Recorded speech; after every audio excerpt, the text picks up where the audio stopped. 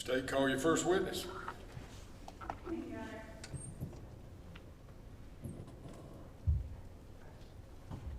He calls Assistant Director 911, Amy Vilardi.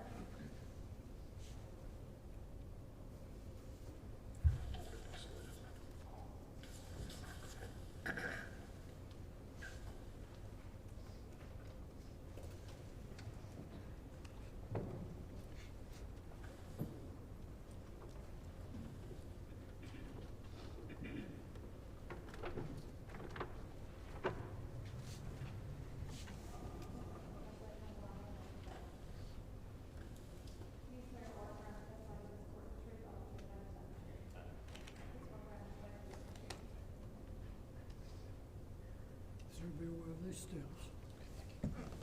Thank you.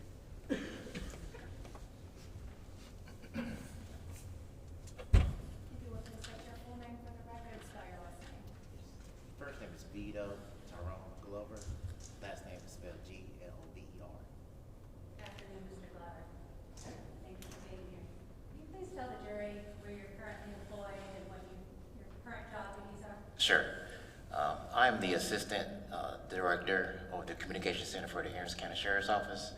My general duties is to supervise 65 employees, make sure they monitor all incoming 911 calls and non-emergent calls. And how long have you been in that position? 21 years. Well, been there employed 21 years, but current position 3 years. And is part of your job to maintain the records of the department? That's correct. And were you working there in 2015? I was. Do you remember the case of this call specifically from 2015? Not totally, but the certain details. I'm going to show you what's been marked as State's Exhibit 1 for identification. Do you recognize this disc? I do. And what is that disc? This disc represents the 911 call of the night of the incident. And how do you know that? I verified it today, this morning, listened to the whole details of this disc. Okay. Your Honor, this time the state would like to admit State's Exhibit 1 into evidence. Any objection? State's Exhibit number 1 would be admitted without objection. Your Honor, we'd like to publish this to the jury. Yes, ma'am.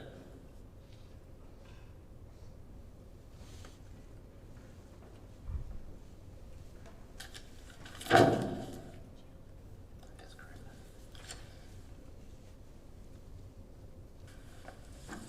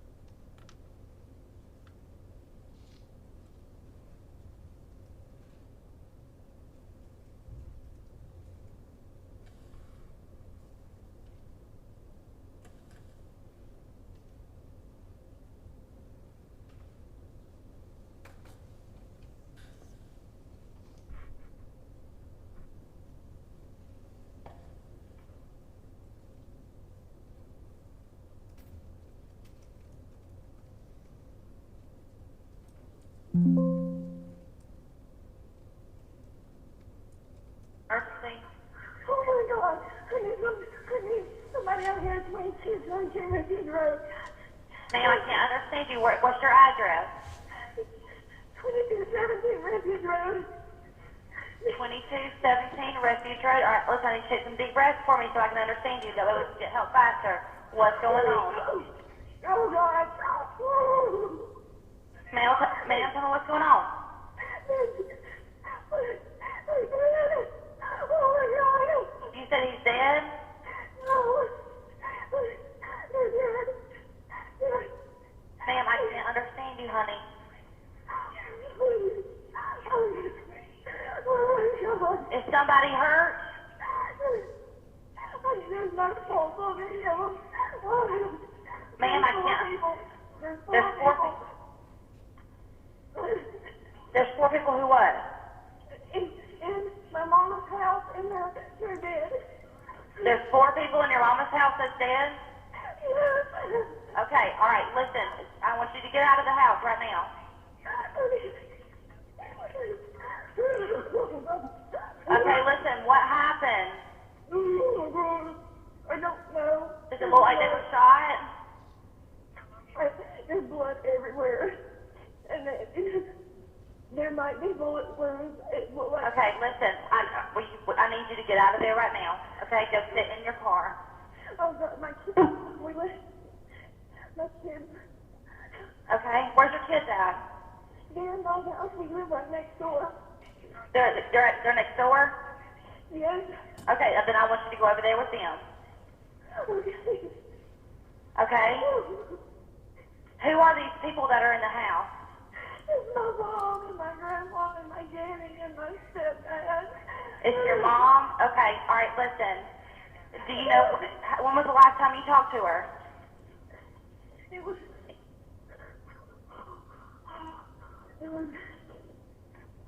all right, who was it again? It was your mom, granny. Who else was it?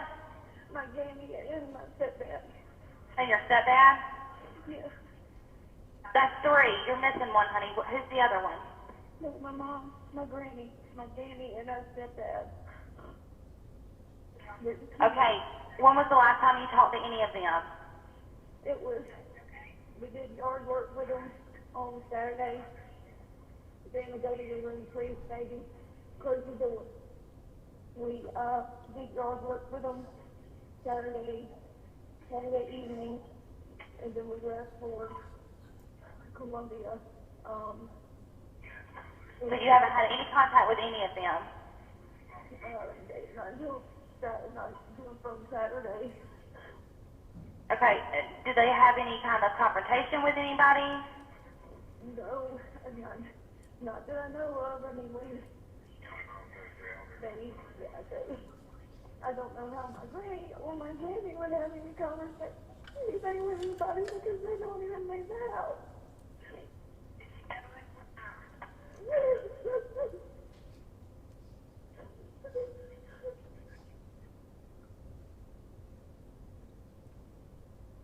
Daddy, go to your room and close your door, okay? Stay in your room and close your door. Just close your door for mommy, okay?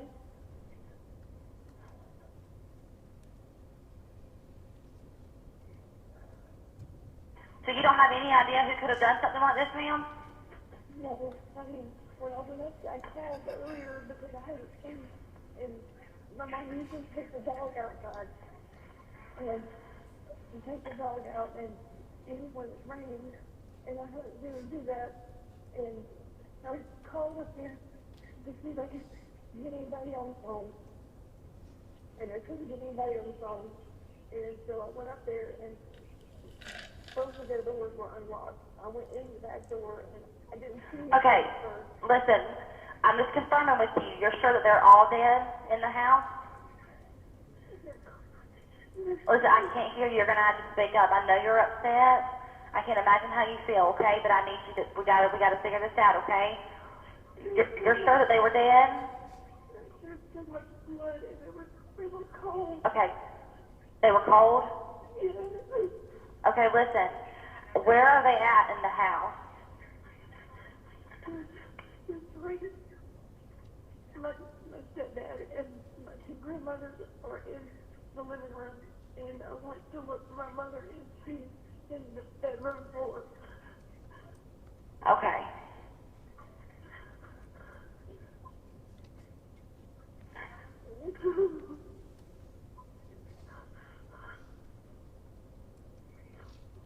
So the last time you talked to anybody was Saturday?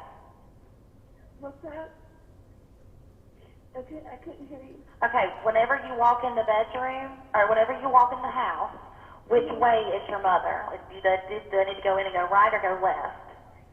Which bedroom is she in? she's in the master bedroom. If they walk in front of the house, she's going to be to the left. It's the first door to the left. Okay.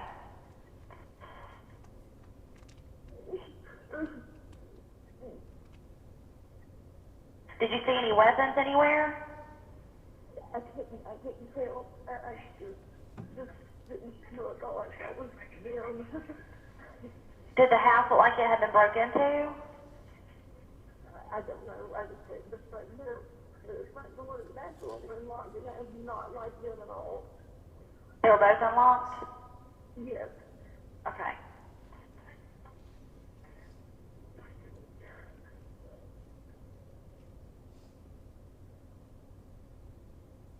Okay, so you're at the house next door, correct? Is that your house that lives next door? Do you live next door? They're directly behind them in a genuine civilized mobile home. Okay, so you're also 2217, correct? Yes. All right, so they're at the one in the front? Yes.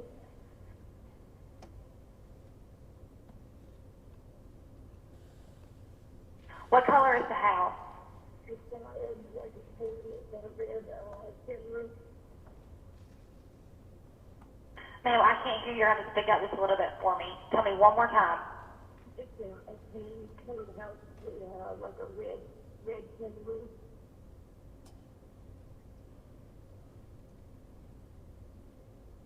You said green with a tin roof, correct? Like tan. Tan, okay. Yeah, I'm sorry.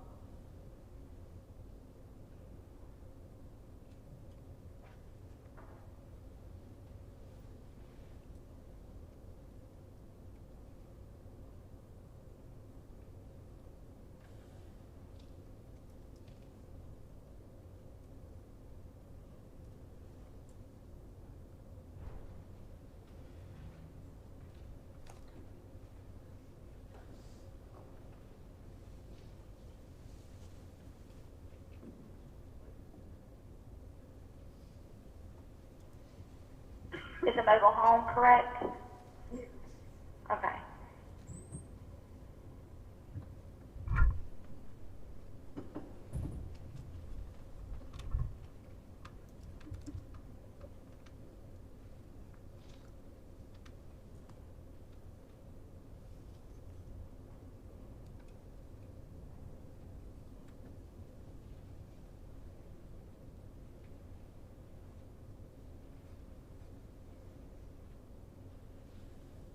What's your name, ma'am?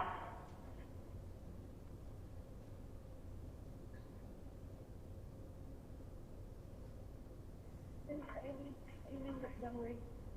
Amy Montgomery? What's their name?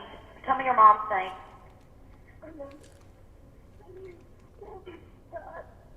Kathy Scott? Kathy with a C. Okay. All right, tell me your Jamie's name.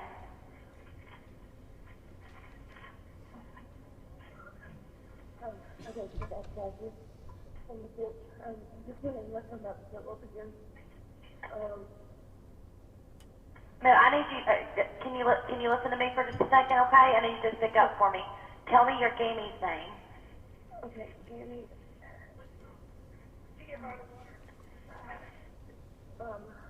Her name, we just always called her Mrs. Scott. She's actually my step-grandmother's name.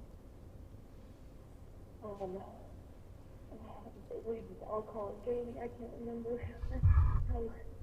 Okay, what's the stepfather's name? Terry Michael Scott. You said Terry Michael Scott? Yes. Okay. All right, and then tell me your grandma's name. Violet Juanita Taylor. Juanita is spelled with a J. Ma'am, I couldn't hear you. Say it one more time for me. Violet Juanita Scott, and it's spelled with a J. Juanita Scott? Mhm. Okay. I'm sorry about. I'm sorry. Give me a second. You said the middle name was Juanita? Yeah, it's Violet Juanita Taylor. I'm sorry. I'm trying to. No, you're doing great. You're doing good. And you didn't see any weapons. Not that I noticed, I just saw him all the Okay. time. Okay. And I just lost blood.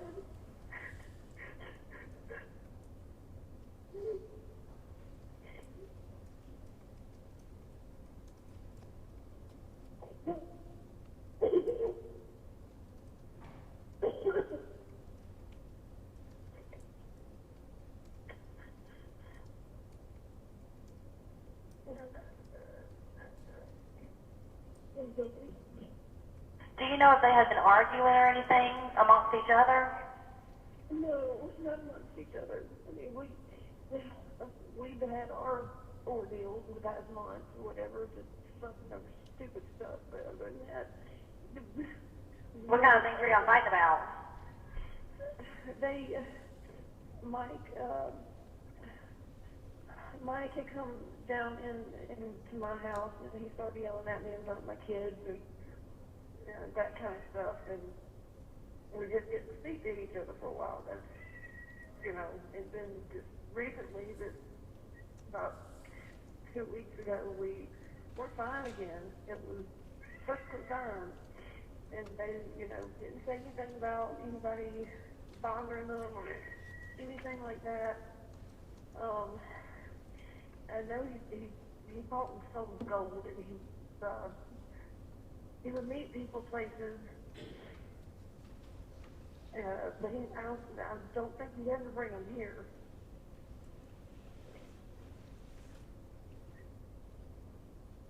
So the stepfather would go and meet people places for what? Like buying and selling gold, that kind of thing. Oh, okay. That kind of stuff. So there was no, they weren't involved in drugs or anything like that? Oh God, no. Okay.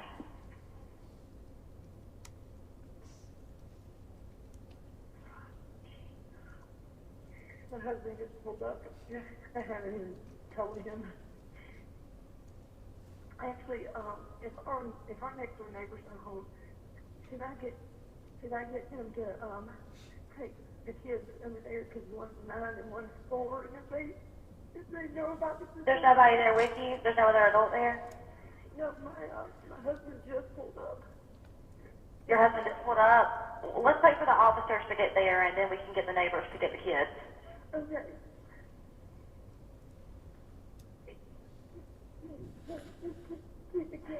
Or you are inside the house, correct? Okay. I'll stay in a minute. Keep the kids in the room. Alright, make sure nobody goes back over there, okay? Okay.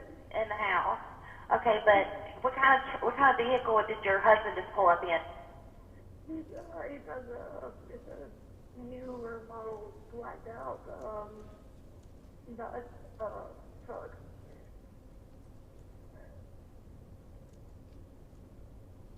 Did you call anybody else? No, yeah, it's just, of course, I told you first. Right. Their vehicles are still sitting in the yard, which I thought was funny too, because I haven't seen them move, but sometimes they have more than one vehicle. They've got 4 vehicles all together, and they leave 1 or 2 of them over at Jamie's house, because Jamie isn't able to live on their own anymore. So they kind of split the vehicles out. So they all live together, is what you're saying? Yeah, they all live together here, and they just kind of like switch the vehicles out. There's 2 vehicles here now, which I thought Mike, he works for the state for the DOT department, and I figured if he maybe had took one of the other vehicles, because there's 4 between them, and apparently he didn't. Honey, I'm having a hard time hearing you. You're saying all of their vehicles are over there, or they are not? No, the other 2 should be over on the Refuge Road property where his mother, Mike's mother, was. But she had to move over here because she got very sick. And sometimes they split those vehicles out. So I don't know which vehicles were here and which weren't. There's an officer outside. Do you see him? There should be two of them. I see him. He's about to pass by the driveway. Okay. Okay, he's here. Okay, all right. Just let him come to you, okay? Okay. I'm gonna stay on the phone with you until he gets right there with you. Okay.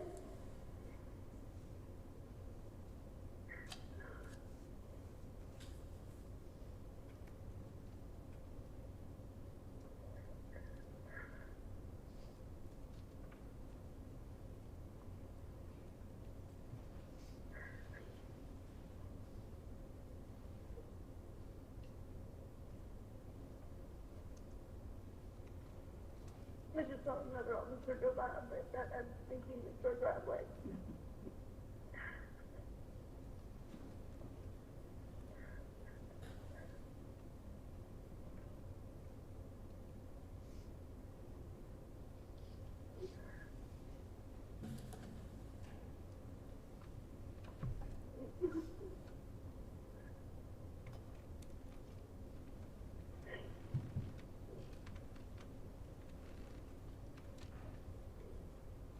All right, is he there yet? Yeah, he's backing up. The Okay. other officer is.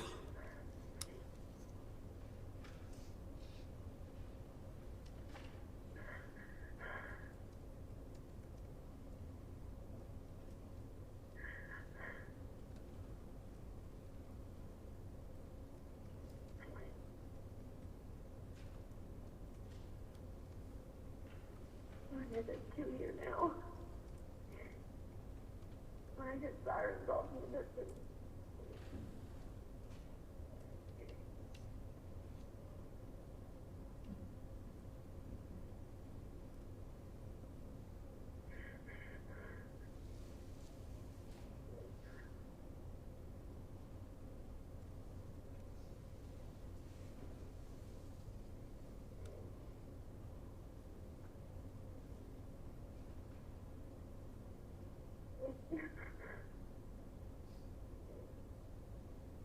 Were you in Columbia for vacation?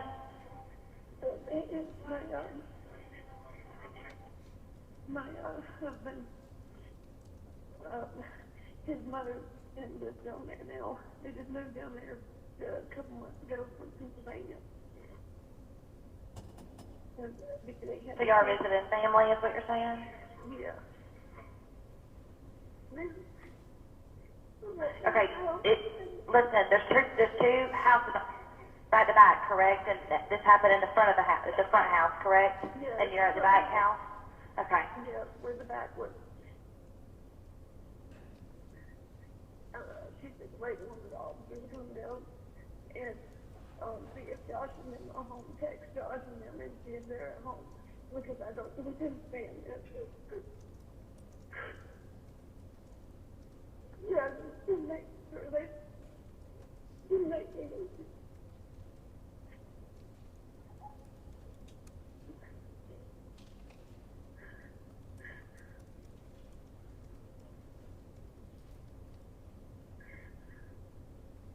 Okay, you told me to come talk to him. Are you still there? Yeah, I'm here. Okay.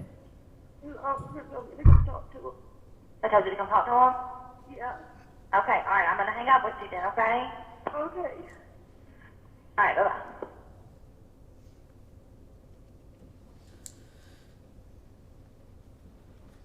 Mr. Glover, you also keep written records to go with these calls. Yes, ma'am. So can you tell us what is the date of this call? The date of this call is November the 2nd of 2015. What was the time? The time that the call was received was at 12:30 and 31 seconds. So it's like middle of the day, 12. Yes, that's correct. And did you receive any other calls about this incident? No, this is the only call that we received. Thank you. I have no further questions. Please answer any questions the defense may have. Yes, ma'am. Cross-examination? Okay. Thank you, Mr. Love. Thank you. You can We step ask down. Mr. Glover to be excused from this appeal. Any objection to this witness being excused?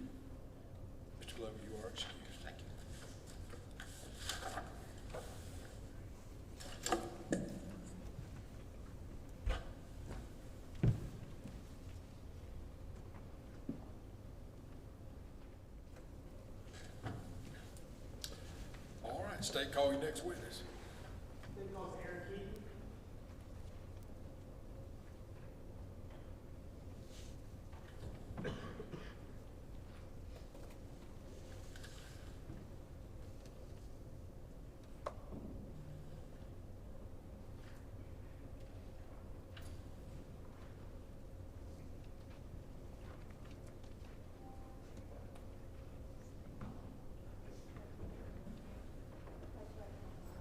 Please swear or affirm testimony before the truth, the whole truth, and nothing but the truth. Thank you. Please walk up this way to the jury stand. Just right This this way. way. Yes, sir. Just please be aware of these steps. Thank you.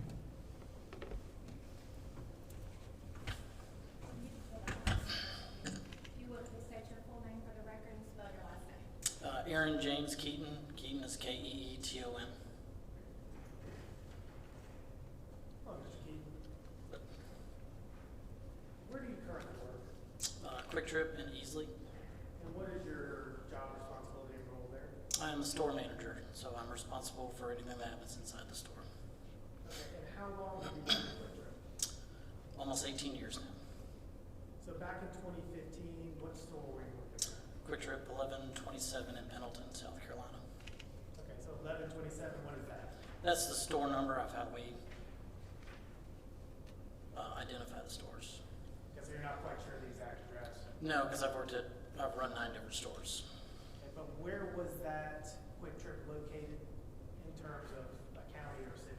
Pendleton, How far away about from here is Pendleton? 15 minutes. And at that time, back in 2015, do you remember speaking with law enforcement? Yes, And do you remember law enforcement requesting surveillance footage? yes, And do you remember providing them with that surveillance footage? yes. One of those counsel is Mark City, 38, 21. State's Exhibit 38 is admitted without objection. Your Honor. May I approach? Yes, sir. What am I showing you right here? That would be the video that I burned for them. Okay, that's showing State's Exhibit 38. All right, and how do you know this is the video you burned from? Because I verified it when you showed me the video, that I was the one that I burned for you guys. And did you do anything on the disc itself when you reviewed it? No, I just burned it for the, I signed that it was, Okay. I signed that that was the one the one I burned. Okay, and is that your signature? Yes, sir. At this time, I'd like to move State's Exhibit 38 into evidence, Your Honor. In evidence, without objection. Okay. And so, when you reviewed that footage, I'm showing you State's Exhibit 41. What is this? That is the man that we pulled the video up for. Now, this is not the man who requested the video. No, this is the image that they were looking for when they asked me to pull video for them. Okay, and this is a fair and accurate representation of that video? Yes. That video? Yes. Okay. Can we please move State's Exhibit 41 into evidence, Your Honor? Yes, Mr. Okay, so State's Exhibit number 41 is admitted without objection. Thank you, Your Honor.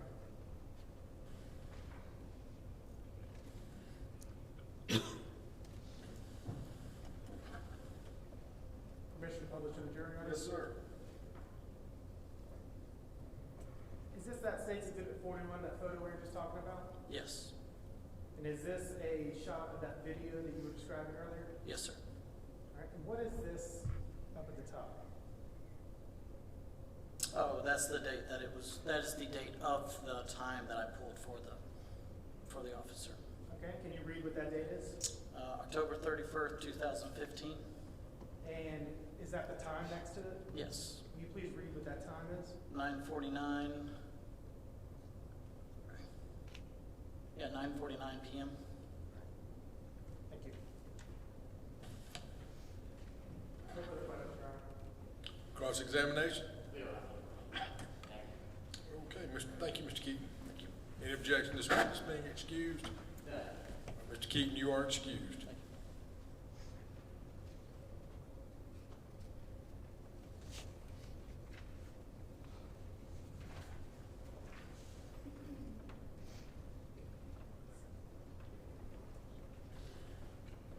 This time the state calls Chris Busey.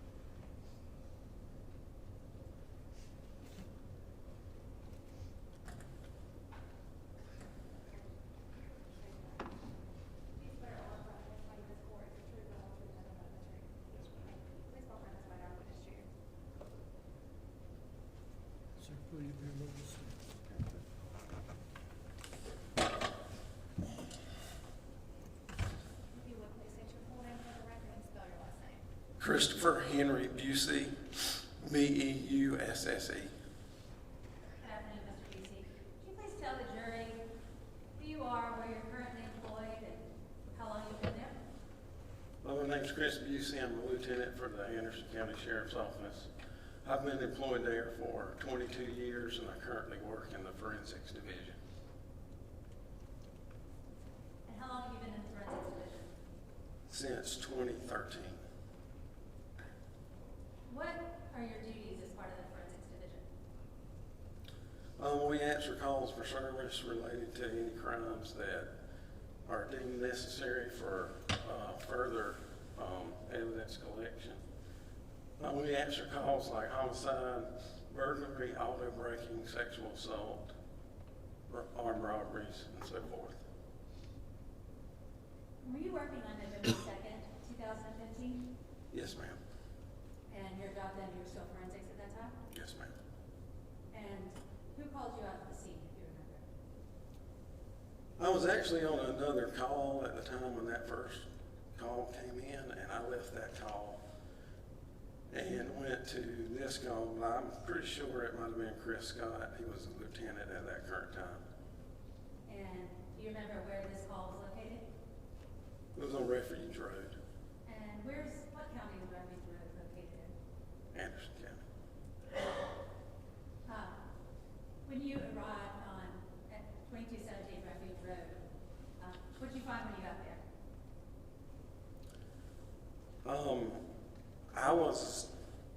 There was already some people at the scene, so I was just kind of briefed on the scene. And I was told that there was 4 deceased victims inside the residence. Do you recall what the weather was? It was kind of damp outside, like it had been raining, drizzling type. And were you working with anybody else with forensics as y'all were assessing the scene? Yes, ma'am. There was an investigator Hill there, also investigator Dugan, investigator Coroner, Lieutenant Chris Scott was at the double wide where I was at. And were you one of the first people to go into the double wide? Yes, ma'am. And what was the purpose of your going into the double wide that day? I was tasked with taking a video of the crime scene. Prior to you going in, had anyone gone in to clear the residence? Yes, ma'am. The responding deputies had went in and cleared the residence. And that's protocol. Yes, ma'am. And had anyone else gone in to look around before you went in? Investigator Blair Hill. Okay. And what was the purpose of his going in before you? He went in initially to survey the crime scene and start taking some photographs, and then I believe he was talking with the coroner's office at that time, and then they discovered what had happened inside, and then that's when they kind of backed out, and I went in to take the video. Okay. And what was the purpose of your video? Just to show the crime scene before it got disturbed. I'm going to show you what's been marked as State's Exhibits 2, 3, and 4 for identification. Do you recognize these videos? Yes, ma'am. This should be the crime scene video that I took from the scene. Okay. And have you had a chance to look at those? Yes, ma'am. Do they accurately depict the same video that you took Yes, at the ma'am. crime scene? This time, I'd like to admit States 2, 3, and 4 into evidence. Any objection? No objection, Your Honor. So State's Exhibits 2, 3, and 4 are admitted without objection.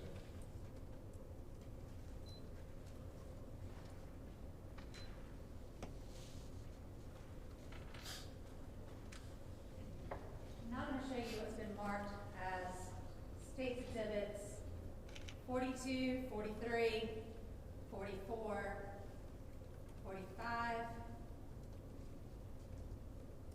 46, and 47 for identification. Do you recognize these photos?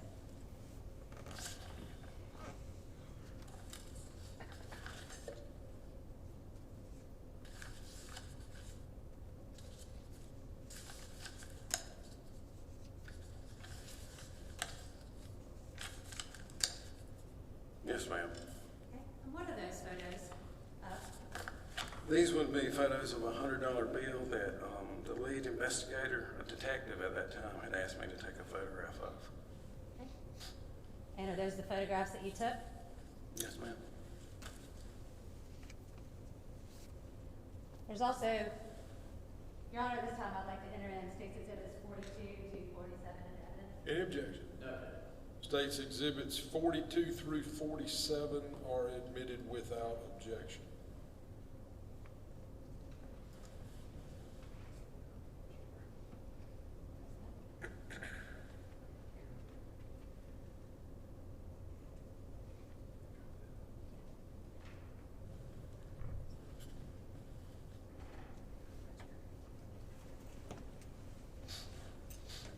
So, in this picture, is that your hand? Yes, ma'am. And there's a photograph behind the $100 bills. Is that a photograph that you took, or is that one that was given to you? That was a photograph that was given to me. Okay.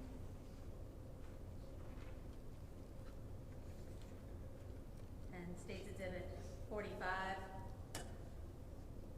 that's also your photograph? Yes, ma'am. And that's the photograph, what is that a photograph of? That's a photograph of the $100 bill that they had interest in on top of the previous photograph that was Xerox copied.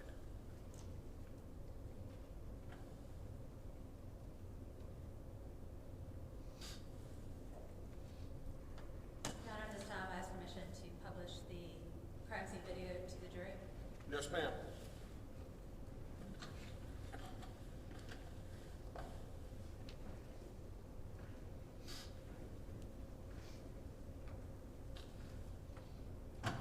Lieutenant Busey, when you go in to take this video, are you moving things around, touching anything?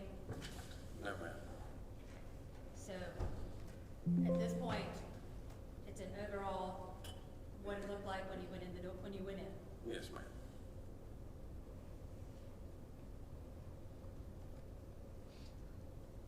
Do you turn on or off lights or TVs or? I mean, I would take the video and I was using my flashlight at the time, and if there was not, I would use my flashlight when I first went into a room if the light was off, and try to take the best I could, and then I flip on the light switch. And what time of day did you take this video, do you know? I think it was around between 5 and 6 p.m.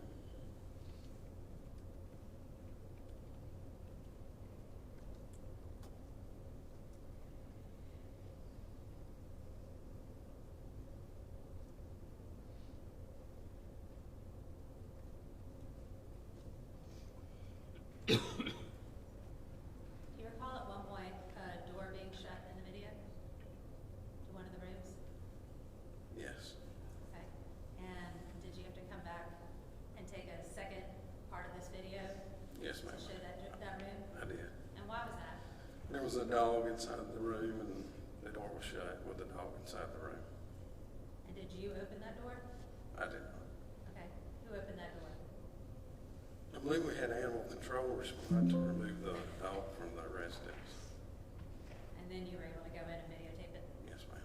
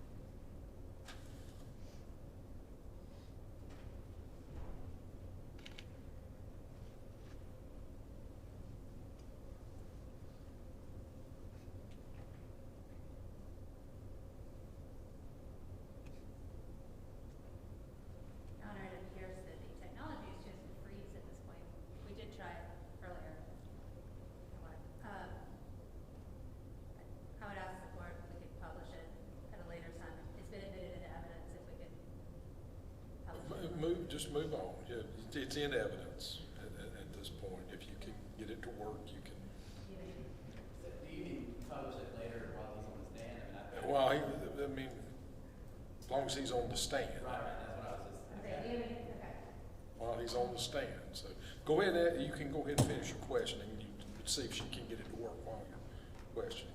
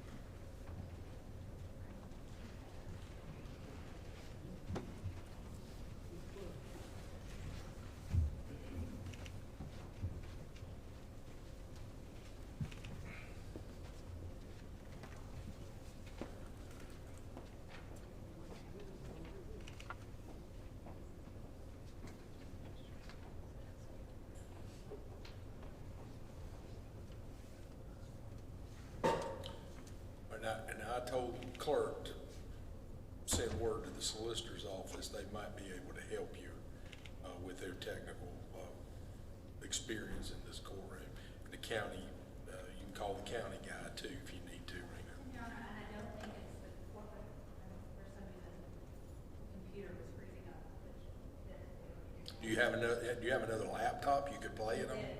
that laptop wasn't connecting to the internet, so that's what we have. Okay, all right. We're working on it. We have to try to. Well, be in recess. Officer, while we're in recess, you can't talk about your testimony with anybody because you're under oath. Always there to stand. Okay, you can stretch your legs. Get you something to drink.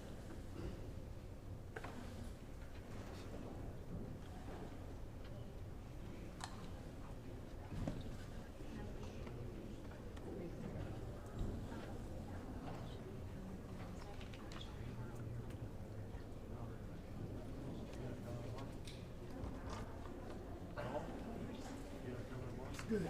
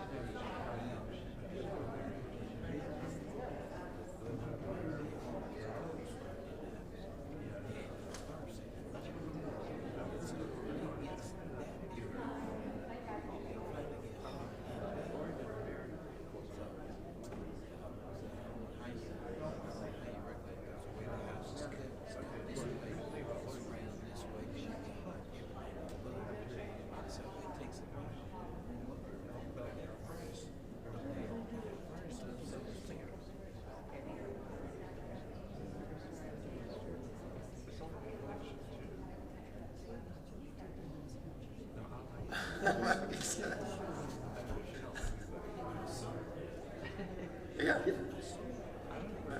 on.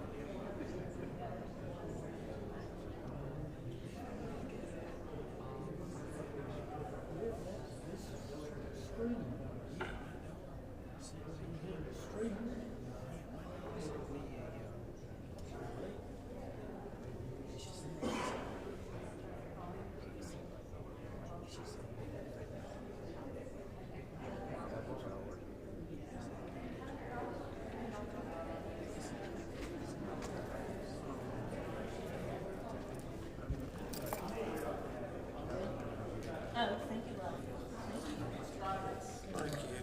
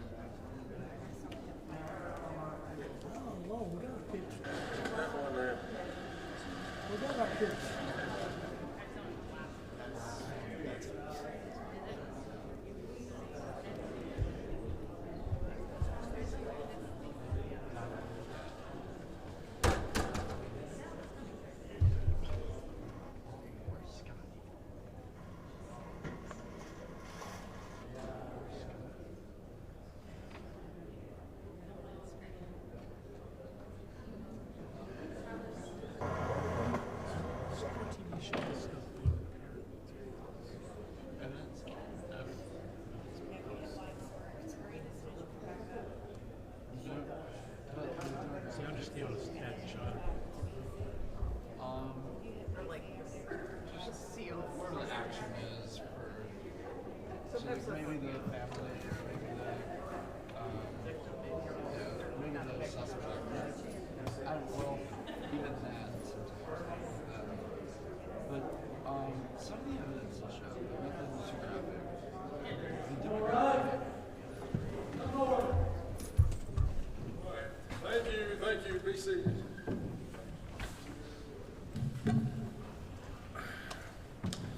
Are we operational? We are at this moment.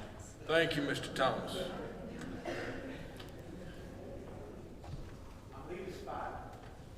Well, you might ought to be where we can get in touch with you. Okay. All right. Where'd Mr. Franklin go? Yeah, tell him to get the jury. You can get the jury question. Yeah, go get the jury.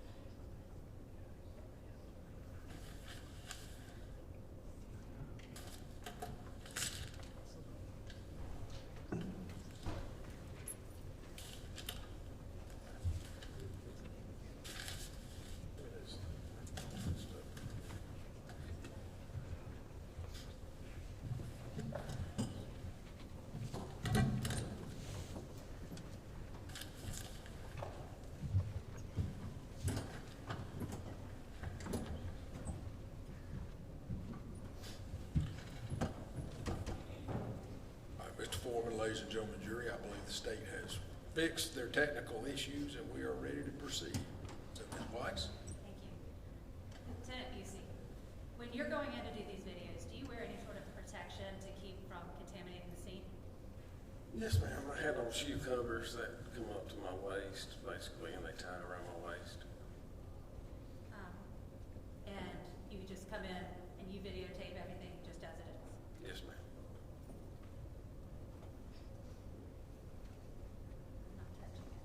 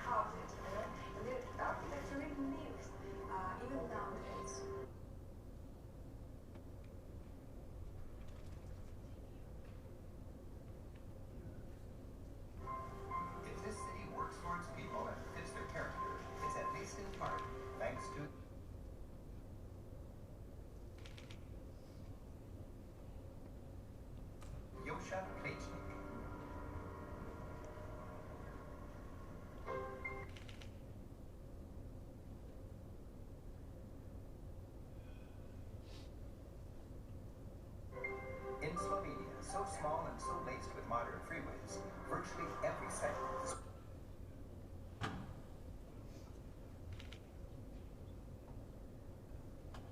within an hour or two of the capital city. We're headed north into Slovenia.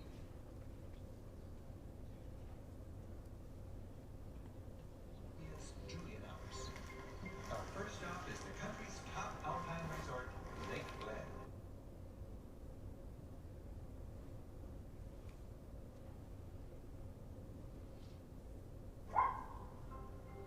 Since the Habsburg days, this is where Slovenes take their guests.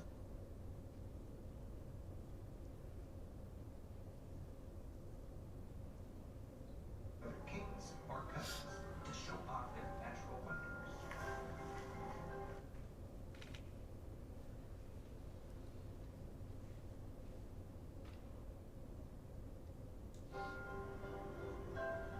The castle is striking.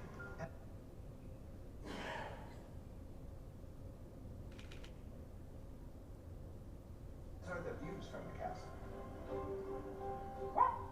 Lake Glen retains an aura of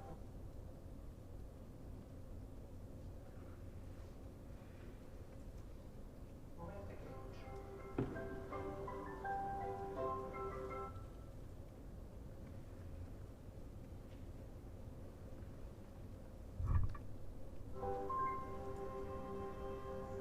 Slovenes are particularly fond of their famous local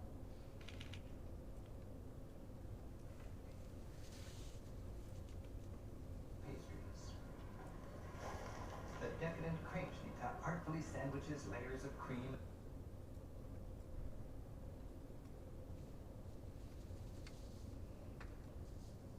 Vanilla custard between sheets of delicate crust. Lake Glen's icon.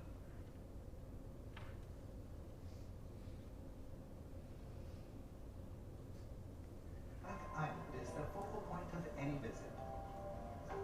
Romantic playgrounds, unique to this.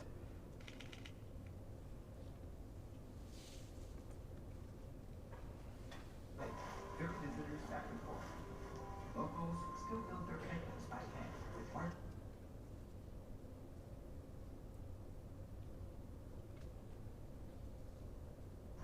From a design passed down from father to son for centuries.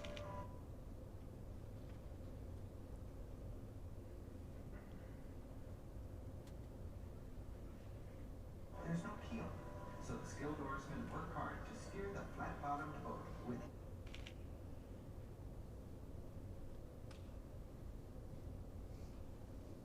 stroke.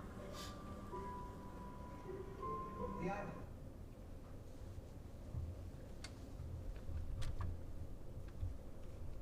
It's been a special gathering point through the ages. 99 steps.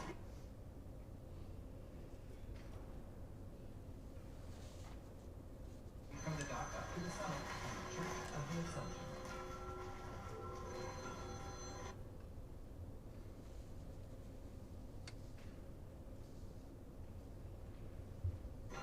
A local superstition claims that if you ring this bell 3 times, your wish will come true.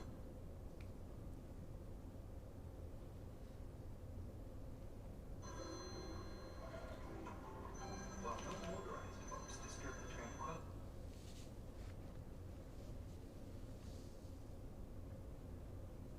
Of Lake Glen, it does have its human-powered speedboats.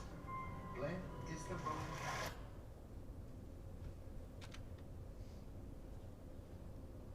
Of Slovenia. Crews stroke rhythmically through glassy waters, merging natural and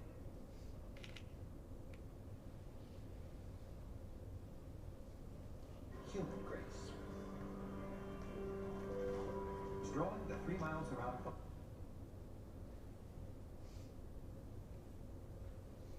Lake, visitors enjoy ever-changing views.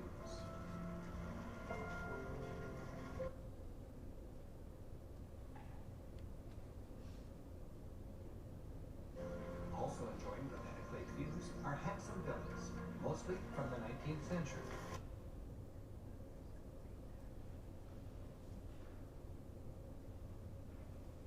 My favorite was once the vacation villa of Yugoslav president for life,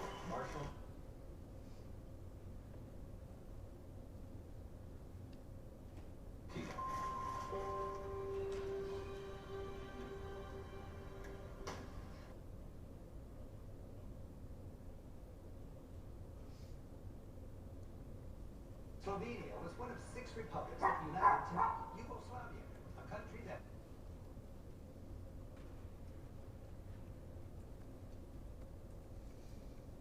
existed basically from just after World War I until the 1990s.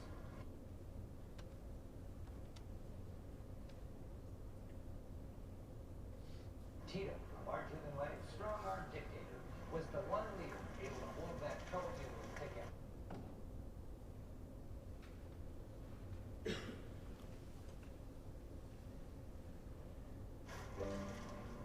When Tito ran Yugoslavia, he huddled with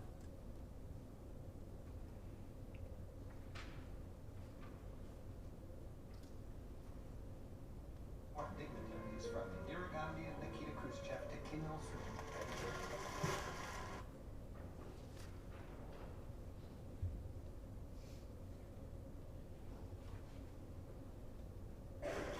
After Tito died in 1980, his villa was converted into a classy.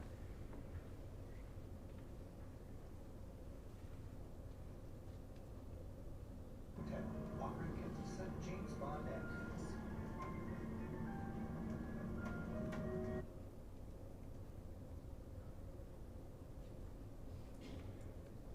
In this high-end suite, you can actually sleep in the dictator's bed.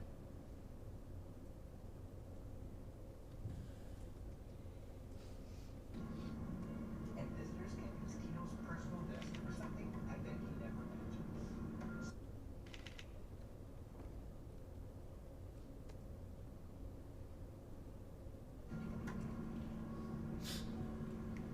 There was Tito's phone.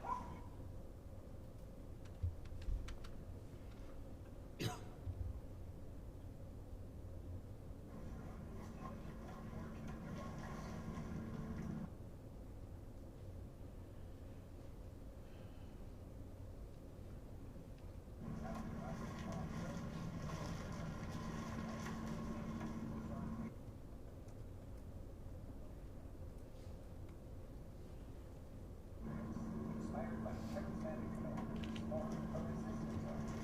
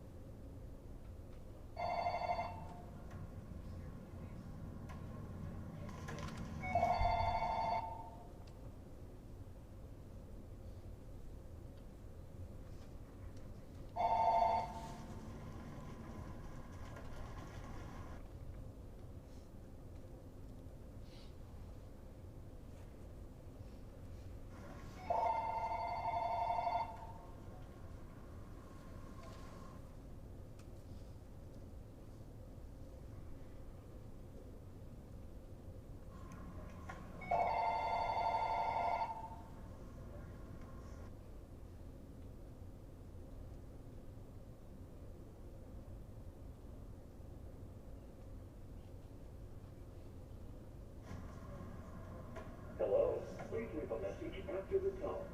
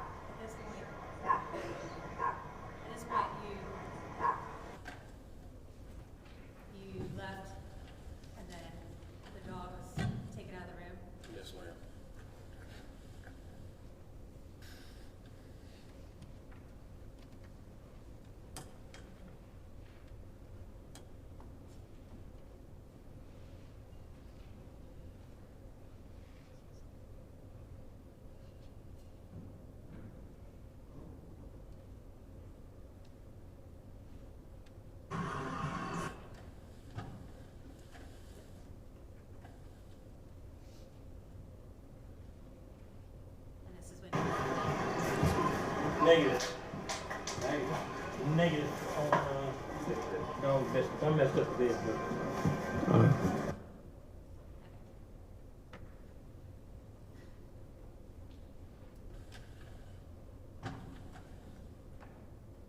And then, what'd you do with this video once you were done with it? I downloaded it to the computer video at the sheriff's office in evidence. Did you show it to anybody while you were still on scene? No, ma'am.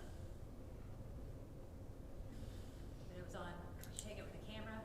Yeah, it was like a handheld Sony camera. Okay. Is it one of those where you could watch it through the camera? Yeah, you could. Okay. Thank you. I have no further questions for this witness, Your Honor. All right, cross-examination.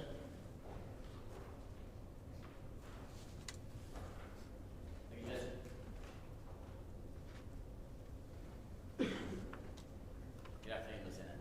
Good afternoon. How are you? Pretty good. Good, sick. I was sick last week. I'll try to keep you, oh, they're not too long. So you have been with the Sheriff's Office for 22 years, and forensics you started around 2012, you said? 2013, 2012. Okay. So you had been doing forensics for about 2 years at the time you started this. Yes, sir. And your role as a forensics person at the Sheriff's Office is to record what's happening on the scene, right? Yes, sir. Collect evidence, Yes, sir. verify the scene is the way it's being described. Yes, sir. Because what we might see in one of these investigations are incident reports, written reports, right? Yes, sir. But what you're able to do is verify that what we're reading is the same as what you and these other people were seeing. Yes, sir. When you did this, you had been in forensics for it looks like about 2 years. Have you been through training? Some training. When you say some training, what is this an on-the-job kind of thing, or do you go to a special school, get a certification? This would have been on-the-job training. So someone else at the Sheriff's Office is explaining to you how this evidence collection works. Yes, sir. When Lieutenant Scott called you, is that right? Was it Lieutenant Scott that called you? Yes, sir. All right. What was his role on that crime scene? He was supervising the crime scene division at that time, so he was the lieutenant over the division. Do you have a number of how many people were on the scene prior to your arrival?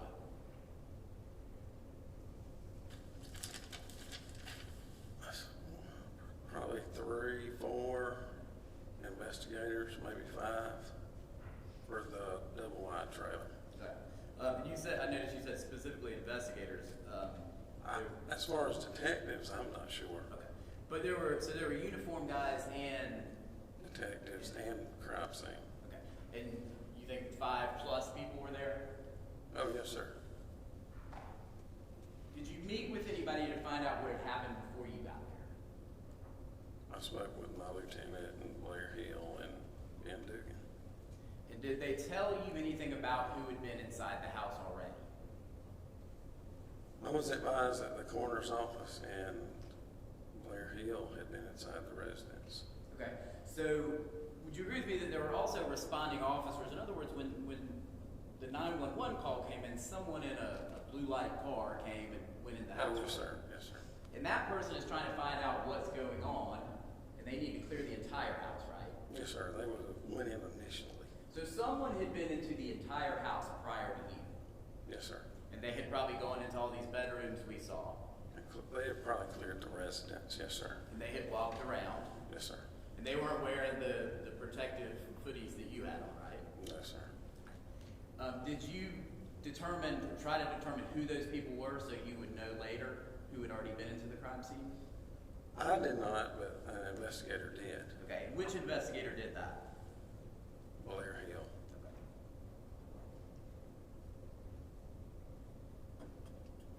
You said it was raining outside that day, right?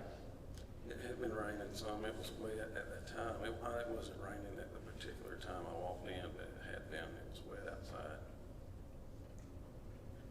And one of the things that I saw in the video, because we didn't watch the whole video, right? There's about 30 more seconds, I think, and I'm not going to try to make us all watch it because it doesn't look like it's working too well. But we see as you're walking out, you're coming out, I think the kitchen area, it's almost like a tiled floor. Yes, sir. And it's very wet. There's wet footprints on that floor. Yes, sir. And those are from the officers that had come in before you. I suppose. Okay, so you're not sure, came in, somebody left that. Yes. Okay. We also saw a number of shoes in the house. Did you make any effort to document or figure out what shoes were existing in the house when you were there? I did not. Someone else did? That was not my task at the time. Do you know whose task that was? I'm not sure. Now that video is about 8 minutes, give or take, when we put all 3 segments together. Maybe 10 minutes. Was that the only 10 minutes you spent in the house? No, I was in the house otherwise also. Had you gone in before or after you took the video? I'm sorry, repeat that. Had you gone into the house without taking the video? Had you gone in prior to that? I don't believe so. Okay. Because you said you had been in there besides the video, so I'm trying to figure out if it was before. I assisted with the investigators who collected the evidence. Gotcha. So I would have been in there for sure afterwards. Okay, and that's what I was trying to figure out. Is that something that occurred after this video? Yeah, I was there assisting them, getting supplies for them or whatever they needed. I was not the lead investigator assigned to that scene. You mentioned something about animal control being there. Were they, I heard the dog barking. Did animal control come in after you were taking this video? They came in and removed the dog from the house. And that was kind of not in the middle of the video, but before the next segment started? Yes, sir. Okay. Do you know if anybody went into the room that the dogs were barking in? I'm not sure. Forensics in the sheriff's department or any law enforcement is really an important job, right? Yes, sir. Because if done correctly, it can tell us an incredible amount of information about what has happened at a crime scene. Yes, sir. There's a couple phases to how we do that. So the first thing you need to do is look and see what's in front of you, right? Yes, sir. And then record it, which is what you were doing in this video. Yes, sir. And then at some point, someone may be able to interpret some of this information, right? Yes, sir. At the time you went in, are you aware of whether or not Blair Hill had taken any shoe impressions? I'm not sure if he had or not at that particular time. Did you see him take any? Did I see him take any? Correct. Did I you saw him. observe Blair Hill taking any shoe impressions? I saw him working on the scene after the video. After the video, okay.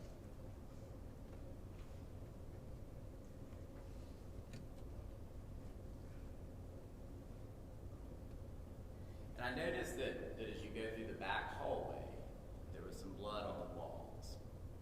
Yes, sir. Do you know if anyone ever did anything with that, reported that, or is that your only involvement? That was not my involvement as far as taking blood swabs. I assisted afterwards, so there was blood swabs taken from the scene. And you've probably been in a lot of crime scenes, right? Yes, sir. And this one had a pretty large amount of blood, right? Yes, sir.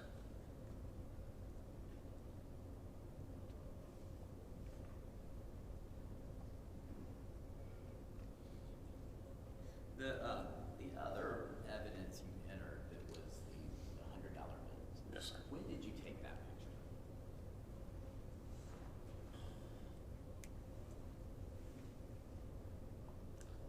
On 6/30/2016.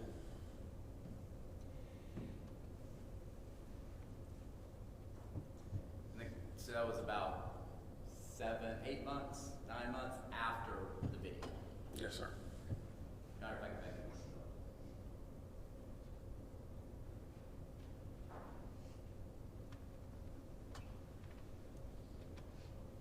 Thank you, Lieutenant. That's all I have.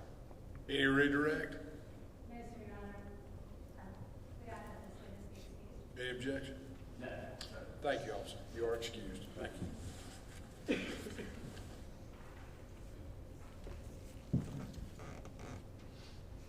Call your next witness. Thank you, Your Honor. State calls Deputy Coroner Don McCallum.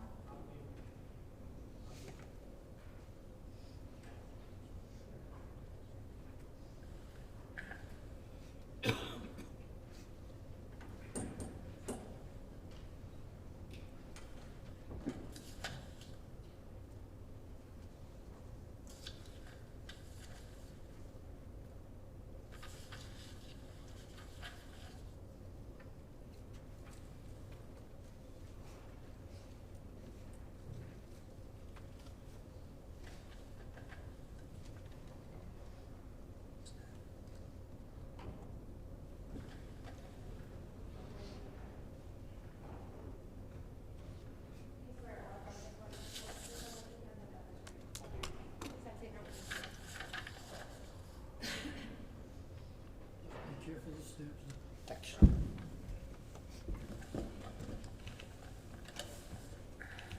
If you would please state your full name for the record and spell your last name. Donald Lee McCowan Jr., MCCOWN. Good afternoon. Can you please introduce yourself to the jury and tell them who you are, what you do, and a little bit about what your job entails? Yes, ma'am. As I said, my name is Don McCowan. I am currently the Chief Deputy Coroner for the Anderson County Office of the Coroner. I've been with the Coroner's Office for 25 years, 2 years as volunteer, 23 years as an employee. I'm board certified by the American Board of Medical Legal Investigators. I'm also a licensed paramedic with 47 years experience. I have a background in law enforcement as a police officer and as a firefighter. And I spent the majority of my current career either instructing or working in the coroner's office. My current job as a Chief Deputy Coroner is to oversee medical legal death investigations for Anderson County. We have a staff of 7 investigators through our office, and our job is to attend to any death that occurs in Anderson County.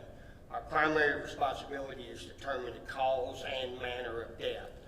The Coroner's Office actually exists as a kind of an independent organization, separate from other law enforcement agencies, but our primary job only determines cause and manner of death. And have you received any special training in order to be able to determine cause and manner of death? Yes, ma'am. I attended my training at Clayton College in Clayton, Georgia, and then I've attended probably over 1,000 hours of medical legal death investigation training over my years. And do you also teach those classes? I do. I'm a current instructor and teach a number of courses in suicide investigation, roles of the coroner in various aspects of motor vehicle accidents and homicide investigations, and then I hold a key component in teaching child death investigations. Were you working on November 2nd of 2015? I was. And do you remember being notified to come out to 2217 Refuge Road? I do. And where is that address located? The address is located at 2217 Refuge Road, which is off Lebanon Road in the Pendleton area. Okay. And what county is that in? That's still in Anderson County. Okay. And what was the purpose of your being notified to come out to that scene? We have been notified by a lieutenant with the Anderson County Sheriff's Office that they had multiple victims at a residence there. Coroner Greg Shore initially responded to the scene, then requested I respond to the scene also. Okay. And you said Coroner Shore was there and asked you to respond. Yes, ma'am. Is that typical? That is typical. And why is that? The coroner is predominantly oversight is supposed to be, and since this was such a large event, then we wanted all hands on deck. Okay. And when you arrived on that scene, well, do you know about what time you got there? According to my record, I arrived at, I want to say around 1340, I believe is what I said. Yes, ma'am, I arrived on scene at 1340 and we were notified at 1308. And who was on that scene when you got there? A number of law enforcement officers, Coroner Shore, a number of command staff. The list would be long. It would have to go back and look at the crime scene law. More importantly, how many people from all those people that were there had been inside the residence prior to you getting to go in the residence? At that point, the only ones I knew that had actually ever entered the residence was the first responding officer. And after that, everything had been roped off and taped off until the appropriate steps could be taken. When you say appropriate steps, what does that mean? It normally means that we've secured the area and that all officers are going to search. Coroners don't require a search warrant because of a dead body. However, in essence of working with our partners with law enforcement agencies, we will wait on a search warrant for them. And so at that point, it was determined that Sheriff's Office was going to obtain a search warrant, and then we would proceed after that. And prior to you going in, is there anybody that's allowed to go in and actually mess with the scene? Yes, ma'am. The first responding officer typically will enter first. It's not uncommon for EMS to arrive and enter the scene to pronounce death. And then after that, typically when we arrive, that's when we'll take on our role. Did EMS go into the scene before you? I do not remember EMS entering the scene, and from what I understood, law enforcement initially entered, and it was obvious that the victims were deceased, and therefore they secured the scene and held everybody out until the appropriate search warrant could be obtained. Okay, and you said you're doing an independent investigation of that of the sheriff's office. That is correct. Okay, so how do you approach that when you first get to the scene? Well, we would normally talk, which is exactly what we happened here. We talk to the sheriff's department, see what their overall plan's going to be. They talk with us. We all come to a conclusion of how we're going to, or I guess say more of an agreement of how we're going to proceed. For example, in this case, the sheriff's department had asked that we not enter until they get the search warrant. Then we had some other steps we were going to do. We wanted to basically run some, they were worried about footwear impression. There was just a number of things that went through a discussion before we proceed any further. And you work with your counterparts, but you're independent of them? Yes, ma'am. Okay, so then once you decide that it's time for you to go in, what do you do? What is your next step? Well, normally for us as investigators, we would proceed much like the forensics units in the sheriff's department do. We're going to talk with them, see what they know so far. We'll talk with the other investigators on the scene, see what the story's lining up. Then we're going to proceed by taking pictures of the scene. Normally our pictures would start with the exterior of the residence and then gradually work inward. Since we would then discuss with the forensics investigators what their game plan is, we want to enter the same way, we want to exit the same way, we want to know what appropriate attire that we're going to wear once we enter. Just a lot of different little steps go into entering the residence. And did you wear any sort of protective attire when you went into this residence? I did. I had on protective booties on at that time. Do you keep any sort of record or report of this? I apologize, ma'am. Do you keep any sort of record or report of what you did on the scene? Yes, ma'am. There is actually in our report, which our coroner's death investigation report. Okay. And that's what you're referring to? Yes, ma'am. I'm going to show you what's been marked as State's Exhibits 5 through 36 and see if you can identify these photos.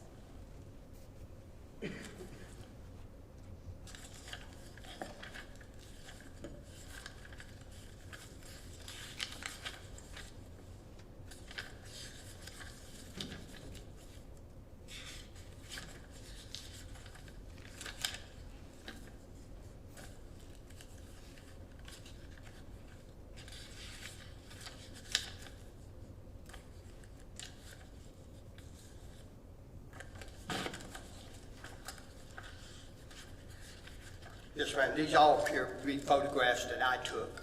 Okay. And that's a small stack of photographs. Did you take more photographs than that? Yes, ma'am. I think I was up above 300 when I finally did my final report. Okay.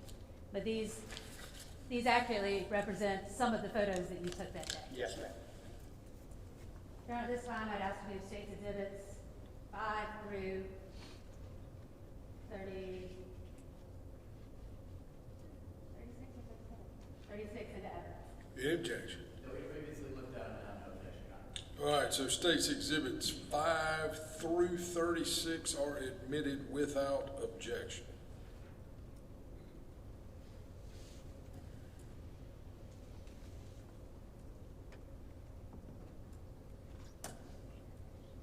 I'm going to ask you to look at the screen, just we can help the jury walk through. Sure. Kind of what you did and the way you did it and why you did what you did. What is the purpose of this photo? This is what we call a photograph identification card. It's normally taken to, you gotta remember we run a number of calls. So in order to make sure that we attribute the right pictures with the right scene, we have a photograph ID card that starts all of our cases. State the number of the exhibit. I'm sorry, this is State's Exhibit 5. Thank you, Your Honor. I'm going to show you State's Exhibit 6, and if you can explain kind of what you do next. This is the beginning of our photographs. Since we were pretty sure we were dealing with a homicide scenario this time, our photographs would start from the exterior and work our way inward. So all of our photographs will start on the outside. It's typically within our standard operating procedure that the investigator starts with the front of the residence and works their way around the entire residence. And could you say approximately how many photographs you would take of this residence? The outside? I would normally, I know within myself, since I was the primary investigator, I would normally take 2 or 3 of each picture. Okay. So, and what is the purpose? What are you looking for on the outside of the residence? when we're looking at the exterior of the residence, we're typically looking for any signs of forced entry, windows broken, doors ruptured in. We'll also be looking for blood splatter on the front porch, the rear porches, anything that will give us an indication that somebody broke into the residence. Showing you State's Exhibit 7. Can you explain the purpose of that photo? This photograph shows that I did not identify any forced entry into the residence.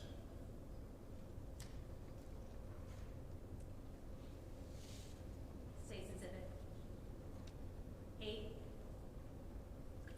Again, the same picture. Now that I've opened the door, I'm also showing that there's no mechanical marks or anything to indicate that somebody broke the door or damaged the door trying to break into the residence. And you took photos of both doors of the residence? Yes, ma'am. And did you find any evidence that any forced entry on either door? No, ma'am. You also said you take pictures of? This would be photographs of the windows, which is standard operating procedure. We photographed the windows for the same purpose of identifying that nobody broke into the residence, or we did not see any indication of anybody breaking into the residence. And that's State's Exhibit 9. And you took pictures of all the windows? Yes, ma'am. And did you find any evidence of forced entry in any of the windows? No, ma'am. And State's Exhibit 10, what is this an example of? This is going to be a vehicle that's on the scene. It's also our standard operating procedure to photograph all vehicles on the scene.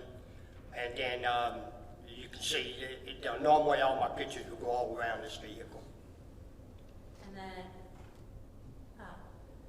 this green building behind, do you remember what that That would be another residence. It's at the rear of the primary residence.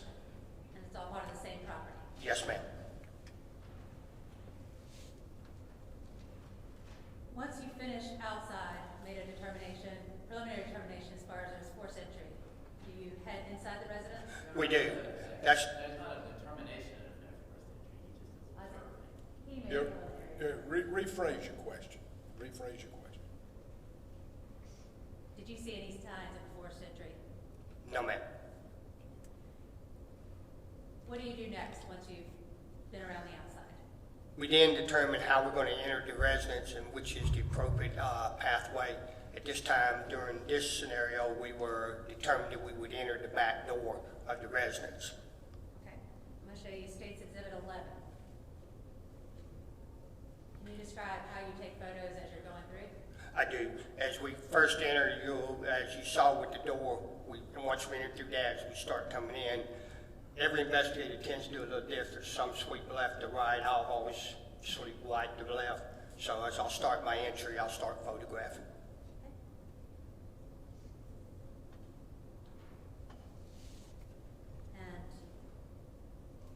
And you said you took well over 300 photographs. So these are just representative. Yes, ma'am. You took. State's Exhibit 12. What was the purpose of this picture? To identify the location of the first victims that we were able to see once we entered the residence. Okay. This is essentially just to document what I'm seeing as I enter. And are there different phases of your photographs? Yes, ma'am. As we proceed through, just like any investigation, you'll see that we take overall, and then our pictures become more in depth, and they become more close up.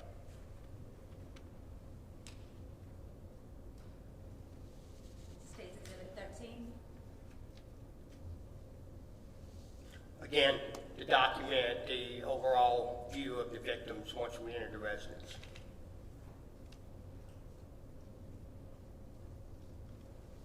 And State's Exhibit 14.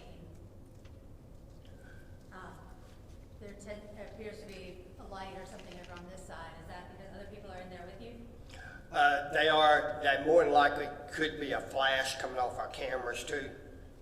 So that's not uncommon sometimes when we're coming in there and it comes off a mirror or a light or another something.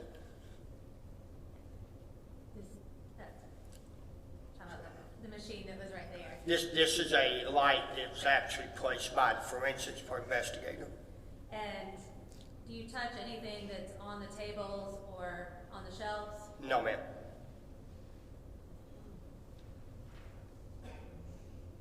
State's Exhibit 15. Again, just an overall picture of the sofa, noticing the pillows with some blood on them. And you would take these same pictures of each of the different pieces of furniture as well? That's correct. Let's show you State's Exhibit 16. Can you tell us about this photograph? This is essentially just another photo as we're walking through. We're showing at this point that we don't see any signs of a struggle. None of the things are knocked over, none of the pictures are knocked over. The pathway going into the room doesn't appear to be obscured or anything. If you'll notice in the short, depending on how you're looking over there, to if you're my right side, you notice there's a little blood stain on the wall there.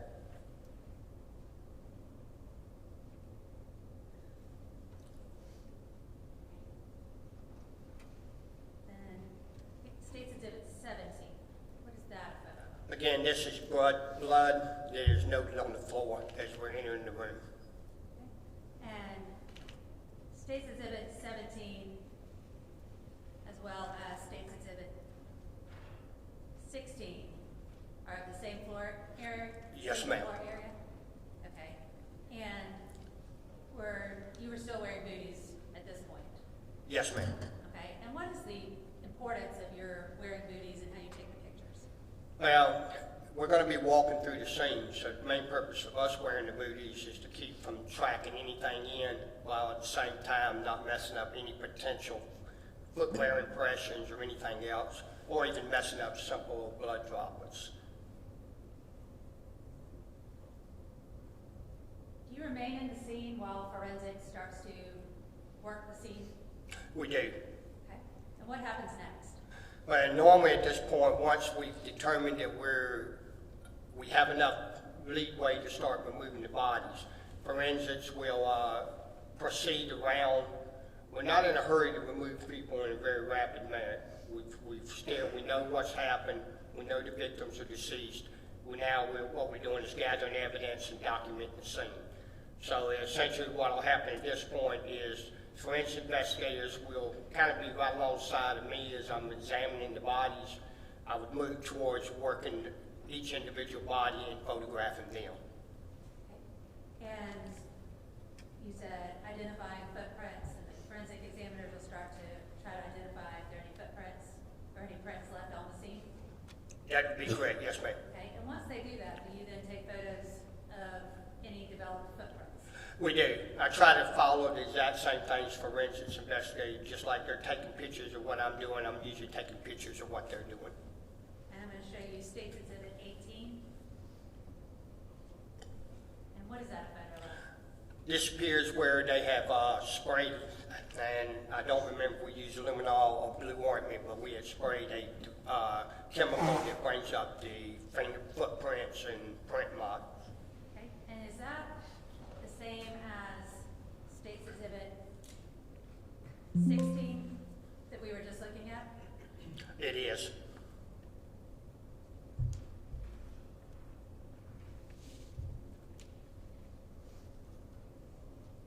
And State's Exhibit 19. What is the purpose of this photo? Do you put those markers down? We do not. These markers are placed by the forensics investigators. The reason for that is we also don't want to confuse anybody having a number of markers, so we do use typically the same markers. Okay. So in your report, if you're referring to markers, it's going to be the same numbers that would be referred to in a forensic report? That's correct.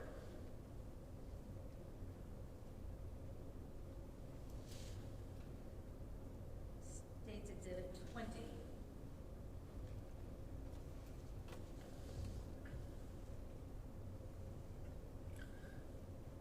This is going to be the victim that I believe this was Mrs. Kathy Scott, who was in the bedroom. Okay. Again, just documenting how we noticed the victim before we start proceeding forward. And finally, or not finally, but States Exhibit 21. Again, I apologize, I can't tell exactly which victim this is, but it's again documenting another victim and the overall scene before we get into the up close and personal investigation. When you talk about the up close and personal investigation, describe that a little bit for the jury. What does that mean? Just like any investigation where we're looking at that, now I will begin my investigation to determine what type of injuries the victims have. So therefore I move in and I will typically scale and photograph each individual injury, try to determine how many injuries they have, determine the extent of their injuries, and then try to do somewhat of documentation of what injuries I found. Of course, those will be expanded and spelled more once they go to the autopsy, but at that point, that is what the primary role of the medical legal death investigator is. Okay, so at this point, before you did your up close and personal, did you have an opinion as to the potential cause of death or what the injuries were? We do. It was obvious that the victims died of sharp force injuries and as a result of gunshot wounds. Okay, and so as you got close to them, is there something that you're looking for in the house or on the people to determine when this might occur? I'm sorry. When the incident might occur? Well, there are a number of things. So one of the factors is determining the time of death. That comes up a lot. So you look at different variations of the body. For example, on these cases here, which is something that's outlined in my report, they have already passed rigor mortis, which is a stiffening of the body that results after a victim dies. There's also livor mortis patterns. We also look at environmental temperature. At that time, it was 71 in the residence, 60-something outside. All those play little pieces of a puzzle in helping determine how long somebody's been dead. It's not an exact science. It's taking each individual pieces of that puzzle and putting it together to give you somewhat of a rough idea of how long somebody's been dead. In my investigation here, it was determined that I knew these victims had been dead for greater than 24 hours. And is it obvious to you when you went in that you said that EMS wasn't called because it's obvious they were dead? It's very much obvious. The one thing in South Carolina, only two people can pronounce death. That's the investigator or a deputy coroner or a physician. The coroners allow EMS to pronounce, kind of under their auspice, so when they don't come in, then we have to pronounce that time of death. Obviously, from this point, we knew these victims had been down for a prolonged period. One of the things that we normally would do in this situation is we take the environmental temp, we take the outside temp, and then we also take the body temp. The only time that my investigators do not have to take a body temp is when they determine that the victim's been down a prolonged period of time, usually greater than 24 hours, or the body's extremely cold. And was that the situation here? That is the situation here. Okay. So you determined time of death was over 24 hours. Greater than 24 Greater hours. than 24 hours. Yes, ma'am. And that, and then what do you do once you've gone through? You said, I'm sorry, sharp force injuries and gunshot wounds. Well, we obviously know we're dealing with a homicide at this point because of the multiple injuries and multiple victims. So now we start preparing to how we're going to remove the victims. I'm going to communicate with the sheriff's investigators to see what else they need. I'll work with the forensic investigators to make sure we don't disturb their scene as well. Then we will proceed to place the victims in a body bag and proceed to have them transported to Anderson Morgue. And at the point that you initially put them in the body bag, do you necessarily have a verified name and ID? We do not on this. That's this situation, because we had 4 victims, we did not have a verified name. Now, I can tell you as a normal routine in the office, no, we normally have a name on the victim prior to putting them in the bag. But on this situation, we only had who the victims were in the house. We did not have who they were at that point, or who was who. So therefore, the body bags would not be labeled like we would normally label them, which is the name, date of birth, date of death, time of death, and the investigator. These were labeled primarily with a number until we could verify who each individual person was. So would you describe this as not one of your normal scenes? It was, I apologize. It was not one of your normal It was not scenes? one of our normal scenes, no ma'am. And why is that? Well, first of all, we have multiple victims, and then we had a horrific crime that's been committed. These victims sustained severe injuries. It's not something that even as a veteran investigator I would see every day. I'm going to show you State's Exhibit 22. What can you tell us about that photo? This is where we've now started placing the victims in the body bags, and as a matter of fact, myself and one of the forensics investigators did place them in the body bag. We normally, in a normal situation or natural death of the residents, I would just let EMS do it up in the bag. But since I did not have who was who at this point, I knew who all 4 victims were in the house. I just didn't know who was who. You'll notice that what we did is I used the year, the date, and then it's just 001. I have a white female, and then I have the body bag number attached to that. Okay. And does that body bag number follow, or the number at the top, do those numbers follow this bag through all the way to the end of processing? It does. Okay. So were you able to eventually identify who the person was in this bag? I did. Approximately I pulled the normal, one of our greatest clues is the DMV records, and so I pulled those records at 10:26 that night to confirm every one of my victims. Okay. And who does this number associate with? This number here would be associated with, let me pull my record here. 10.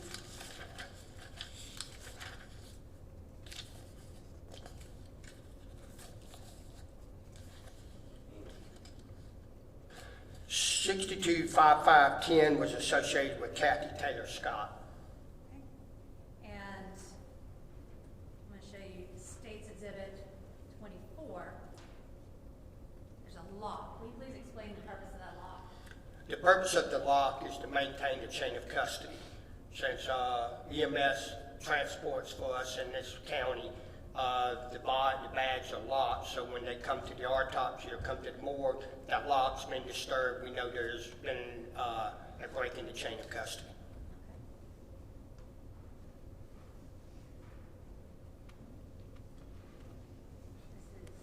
This is 625560. This is going to be white female. Bear with me just a minute.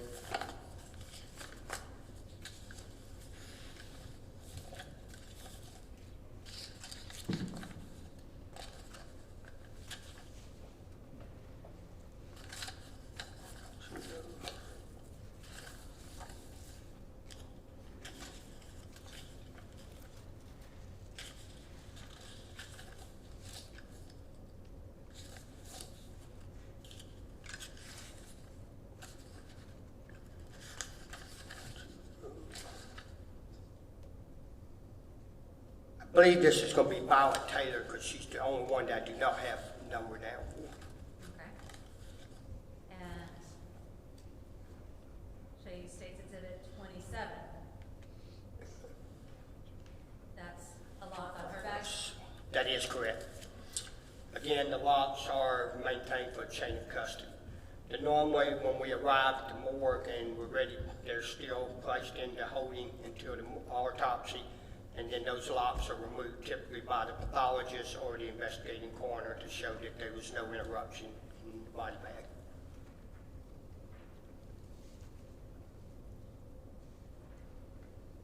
State's Exhibit 29, white female number 3.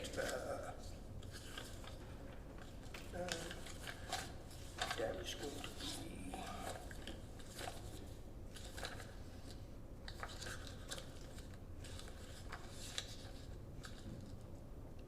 believe that is going to be Barbie Jean Scott.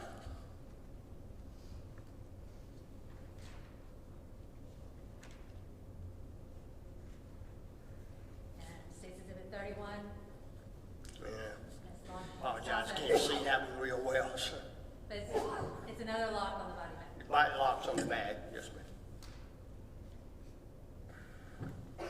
And State's Exhibit 33, number 4, the white male, 62559. This would be Mr. Terry Michael Scott.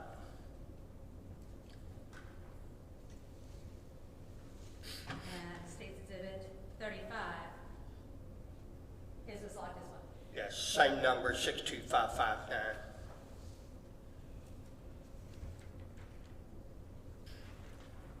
So once they're all in body bags and they're locked, you said they're transported to autopsy? They are transported to the Anderson County Morgue, which is at the AMED Hospital. EMS at that time, I believe it was Pendleton EMS, transported the bodies. And when are those locks taken off? The locks are then removed upon the pathologist who's ready to take them to the table, or the deputy coroner's there finishing up photographs or something, but they're usually only removed at the time of autopsy. Okay, and were you present for autopsy? I was. Okay, and were these the same, were you able to see the same bodies that you put in these bags or the bodies that came out? Yes, ma'am. Okay, and were you able to observe as Dr. Woodard was going through each of the autopsies? I was. Do you take notes during that? I do not. And the reason for that is because we try to keep it with two separate investigations, which mine is from the scene. The pathologist conducts his own documentation so as to not, what's the word I'm looking for, not to obscure his autopsy findings. Okay. And after the autopsy, you did a copy of the autopsy report? We do. Autopsy report and is then usually presented to us in a couple of days, within 48 hours to, you know, I think the most I've ever had is 4 days. Okay. And were you able to compare those autopsy reports to your coroner's report? I was. Okay. And were the findings, did they support what you originally? I'm going to object to this. She's asking him to, this is a very clever way to get in a report, not admissible right now. I sustain the objection. Did it change your opinion? It did. Did it change your opinion? No, it did not. I'm sorry. I apologize. I'm having a little trouble hearing, so you have to bear with me. I object to her getting the pathologist and this meeting together. The pathologist is welcome to come in here and testify. I sustain the objection. After this, is that the end of your involvement in this case? It is not. We must then sign the death certificate. So once the death certificate is done, that's essentially our end of our involvement, because we've made our determination of cause and manner of death. It now refers back to the sheriff's office to prosecute or seek other answers to what caused the deaths. And did you make that determination as to cause and manner of death? I did. And what was that? That cause and manner of death was gunshot wounds, cut force injuries, and the deaths were ruled as a homicide. I have no further questions. Please answer any questions the defense may have. Okay. Cross-examination. Afternoon, Mr. McCown, how are you? Doing good, sir. So, I want to start with something you told us a minute ago. The time of death investigation that you were doing is, you said, not an exact science. That's correct, yes, sir. But you told us that based on what you saw on the scene and all the training that you've got, the medical, legal investigation training you've been through, that you felt this occurred 24 hours or more before when you were there. Greater than 24 hours, that's correct, yes, sir. And what time were you there? I arrived on scene at 13:40. So that's 1:40 for us civilians?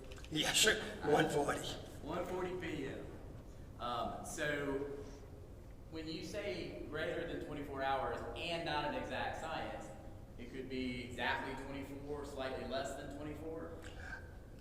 It would not be slightly less than 24, not based on the presentation of the bodies. We normally look at a body temps and the environment as a perfect environment is 70 to 75 degrees. That's when a body will normally progress normal. This environment was at 71 degrees. So we felt comfortable that we're greater than 24. I was not comfortable saying 48, so in reality 24 to 36 would be more like an ideal. Because it's not an exact science, we typically go with greater than 24 and leave it at that. Okay, but you chose 24 for a reason, right? Well, yes, sir. And the reason is for the fact is that rigor mortis. Rigor mortis comes in, which is basically a loss of adenosine triphosphate, which is a enzyme in your body. If you've ever had a muscle cramp, that's what results. You lose your ATP. Well, with rigor mortis, it starts in about 3 hours. It'll actually peak at 12, start back out at 24, and it's typically gone by 36. So if I give it an hour or two of error, then that would put her greater than 24, but less than 36, because most of the rigor mortis had already disappeared. Liver mortis onsets within about a half hour to an hour, and it fixes in 8 to 12 hours. And what I mean by that is the blood pools in the lowest part of the body. And so therefore, if I can blanch it, and I put my finger on it and make that blood dissipate, then I'm less than 8 to 12 hours. If I can't and it's fixed, we usually say greater than 12 hours. So these victims both all had had fixed liver mortis, so which means I couldn't blanch it, and the rigor mortis just started dissipating. Okay, so if we're fixed, then you can objectively tell us that 12 hours is we're past 12 hours, right? Right. No question. Correct, yes. And then when we get into this science of either inexact science or however you want to say it, of the rigor mortis, and we go 24 to 36, you could agree with me that it could certainly be 24 hours, right? I'm sure it could, but in my investigation, I believe it to be longer than 24 hours. I'm just going to go with what you told us earlier. Correct. Was that you said greater than 24 hours, but you chose 24 for a reason, right? Because of the rigor mortis had dissipated. So it could be 25 hours. Could be. 26. Mm-hmm. In fact, it could be all the numbers up to the 36, right? Correct. Were you able to determine from what you saw on the scene which of the wounds were suffered when, if you will? Like what order things occurred in? No, sir. And you said there were both gunshots and you said sharp force injuries. Correct. On each of the 4 victims. Yes, sir.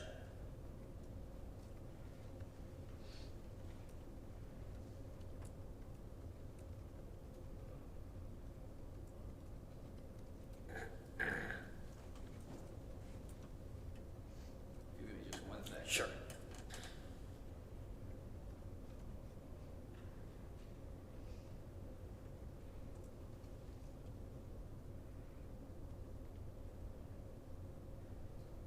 That's all I have. Thank you very much. May you redirect? Very briefly, Your Honor. Captain McGowan, when the defense was asking you, talking about the time, the 24 to 36, when I was talking about your report, you said greater than 24. And is there a reason that you emphasized greater than 24? Because I'm 100% know that there's greater than 24 hours because of, as I said, the rigor mortis has already started dissipating now. The more like 36 would be more appropriate because now rigor mortis is completely gone. That's in a perfect environment. So, as I said before, when you take and put all these little pieces of the puzzle together, they kind of give you more of a range, but not necessarily the exact time. So you said, you feel like, based on the rigor mortis, it was... Based on the rigor mortis, liver mortis, the pooling of the blood, the lack of bleeding on the wounds, everything, I am very comfortable saying greater than 24 hours, but less than 36 hours. Okay. And if you were to, based on what was going on, would you push more to one side or the other? Yeah, the body goes through other changes. For example, once we could start getting into 36 hours, we start attributing bloating.